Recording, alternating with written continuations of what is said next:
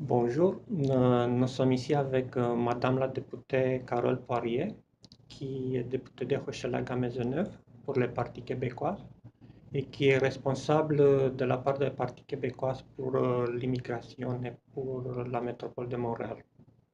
On commence avec une petite question qui est très courte. Si vous devrez définir l'immigration dans un seul mot, j'ai une liste de trois mots, vous choisissez lesquels? Donc, c'est un problème, une richesse ou une opportunité manquée. Bien, écoutez, c'est sûr que c'est de la richesse. Vous savez, l'addition des cultures, c'est de la richesse. Euh, Immigrer, c'est pas perdre sa culture, c'est venir s'enrichir d'une autre culture, sans perdre la sienne. Et c'est ce qu'on appelle, dans le fond, dans une unité commune de vivre ensemble, justement, cette addition importante de nos entités différentes. Et pour moi, l'immigration doit être une richesse, tant pour la personne qui choisit de venir vivre au Québec, mais pour la communauté québécoise qui s'enrichit d'une personne qui possède une culture différente. Alors, c'est une richesse des deux côtés. Et c'est à ça qu'on doit travailler pour réussir l'immigration. Pourquoi pensez-vous que le Parti québécois n'a pas assez bien réussi à attirer les immigrants vers ce parti et vers ses idées? Vous savez, nous, on a un projet de pays. Nous, on veut bâtir une société québécoise plus juste, plus égale, où les droits des hommes et des femmes sont égaux, où on respecte l'ensemble de la société.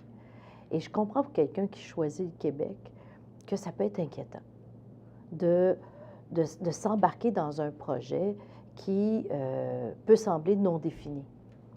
Par contre, choisir le Québec, c'est choisir un pays où les valeurs sont extraordinaires, où la démocratie est extraordinaire, où justement on est dans une société d'accueil qui est prête justement à partager avec l'autre.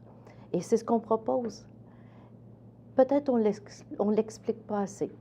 Peut-être qu'on n'a pas été assez en communication avec les communautés, les différentes communautés, avec les Roumains par exemple.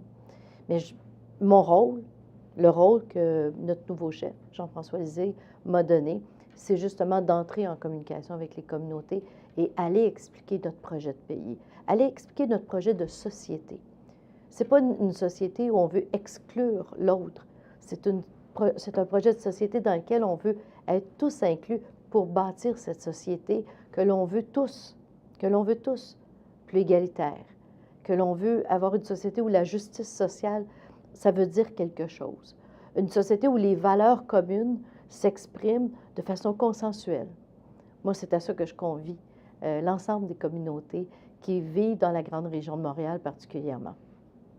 Quels sont les principaux défis auxquels les immigrants qui arrivent au Québec font face, d'après vous? Je lisais des études récemment à l'effet que lorsqu'on émigre, c'est pour une chose, c'est pour améliorer son sort.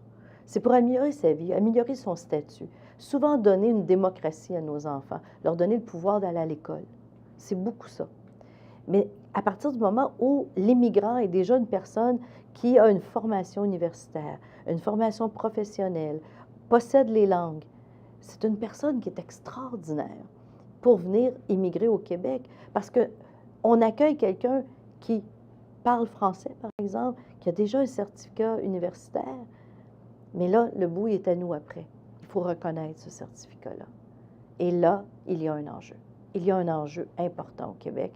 C'est le débat que nous avons, qui est un débat interne, à reconnaître les diplômes étrangers. Quand on travaille dans la vie, on réussit sa vie en général. On est capable de s'établir, d'établir notre famille, avoir confiance, envoyer nos enfants à l'école et bénéficier de la société. Alors, le premier obstacle à l'immigration, c'est le travail. Vous savez, nous avons une entente France-Québec dans laquelle on a regardé pour une vingtaine de professions, médecins, dentistes, infirmières, beaucoup les infirmières, et on a regardé les équivalences pour faire en sorte que l'infirmière française, qui possède une certaine scolarité, elle sache déjà, lorsqu'elle va arriver au Québec, quel type d'emploi égalitaire elle peut avoir.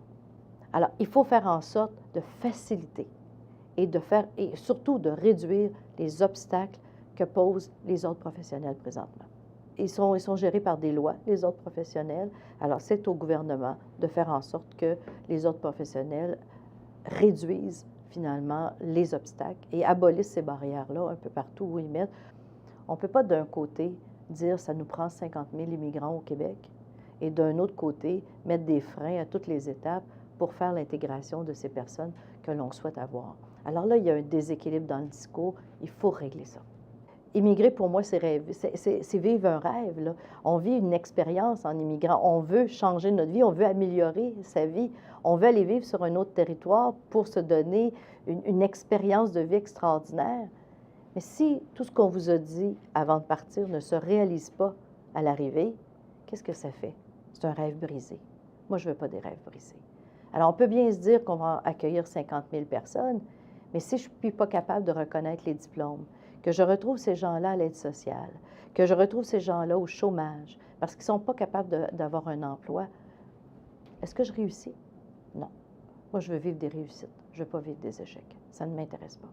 Les entreprises en région ont besoin d'employés. D'accord.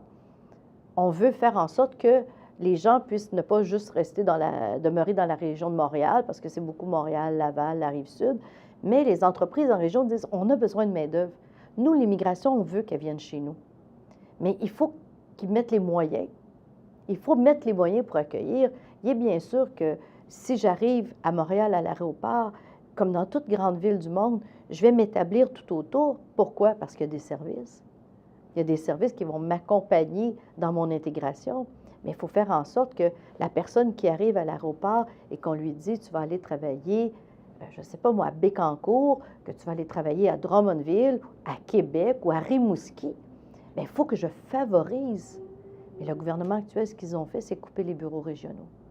Alors, ils ont coupé les bureaux qui permettaient justement les services sur place et faisaient le lien entre les entreprises demandeurs d'emploi et les personnes qui arrivaient comme nouveaux immigrants prêts à travailler. Alors, il y a quelque chose là qu'il faut réorganiser pour favoriser la régionalisation particulièrement de l'immigration et faire en sorte qu'il puisse y avoir des Roumains sur tout le territoire du Québec, entre autres. On a chacun nos codes culturels, chaque communauté a ses codes culturels, mais l'intégration, c'est l'apprentissage des codes culturels locaux. Il faut l'apprendre qu'on arrive chez vous, chez nous ou ailleurs. Et ces codes culturels-là, comment on vit? Comment on vit au Québec? Ça s'apprend. Et c'est ça l'intégration. C'est ça de faire en sorte, c'est pas de l'assimilation. Ça ne veut pas dire que je perds ma langue, je perds ma culture, que je perds mon authenticité. Bien au contraire. Mais bien au contraire, bien, cuisine, effectivement. C'est si bon en plus. Mais ce que je veux, c'est je veux avoir une communauté qui est capable de bien vivre à l'intérieur de ces codes culturels. Et malheureusement, les organismes qui offrent ces services-là, bien, sont l'apanage de coupures depuis bien des années.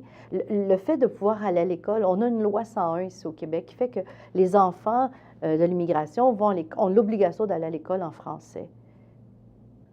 Alors, il est là le défi extraordinaire. Mais pour moi, ce n'est pas quelque chose de négatif. Construire cette société-là, c'est positif. C'est un beau projet. Et nous, on veut construire une société d'accueil où chacun va prendre sa place, où chacun va avoir sa place, mais où chacun va pouvoir se développer en travaillant, en éduquant ses enfants dans une belle démocratie. Moi, je pense que c'est un beau projet de société. Moi, j'ai hâte qu'on arrête de parler d'immigrants. T'es immigrante jusqu'à quand? Il me semble qu'après une génération, là, on devrait plus s'appeler immigrant. Hein? Quelqu'un qui est né ici, il est un Québécois d'origine roumaine. Moi, je n'ai pas de problème. Moi, c'est cette société-là que je veux construire, où l'immigrant se sent tellement bien. Il se sent chez eux. Alors, quand je suis chez nous, je ne suis plus un immigrant. Je suis chez nous. Être immigrant, c'est un passage. C'est le moment où j'arrive, où je m'installe et pour lequel je prends pied au Québec, là. C'est ça, l'immigration. Mais ça arrête un moment donné, ça, là. Il y a une fin à ça, là. Alors, l'immigration, c'est le rêve. C'est la perspective de changer nos vies. Pourquoi on ne pourrait pas rendre ça agréable? Alors, ce n'est pas une question de nombre, c'est une question de qualité. Moi, je veux une immigration de qualité. Je veux que le pays d'accueil soit à bras ouverts en disant les mains tendues à la personne qui choisit le Québec, on va t'accueillir dans les meilleures conditions. Puis on ne te laissera pas tomber. Que ce soit l'immigrant investisseur, soit le réfugié, je vais être capable de l'accueillir correctement et que dans les années où il va faire son processus pour faire la démonstration et que le Canada puisse lui donner justement un certificat, mais qu'on puisse lui dire, regarde, on va t'accompagner, mais en attendant, tu vas apprendre le français.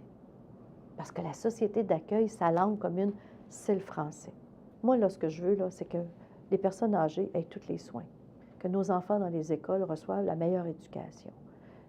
S'ils ont besoin d'aide aux devoirs, de l'aide d'appoint par un orthopédagogue, je veux qu'on ait les moyens comme société d'aider nos enfants. C'est cette société-là que je veux bâtir, moi. C'est cette société-là qu'on va bâtir tous ensemble, les Québécois.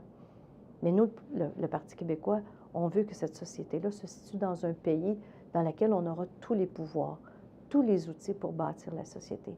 Je ne veux plus me faire dire par le Canada quoi faire. Je ne veux pas me faire dire par un autre pays quoi faire. Nous sommes une société autonome. Nous pouvons gouverner de façon très correcte. Sur l'échelle des pays dans le monde, on se compare au Japon de façon économique.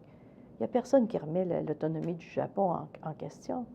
Alors, pourquoi on n'est pas tous ensemble à bâtir cette société-là? Et moi, ce que je fais, c'est que je tends la main à la société roumaine de bâtir cette société-là avec nous.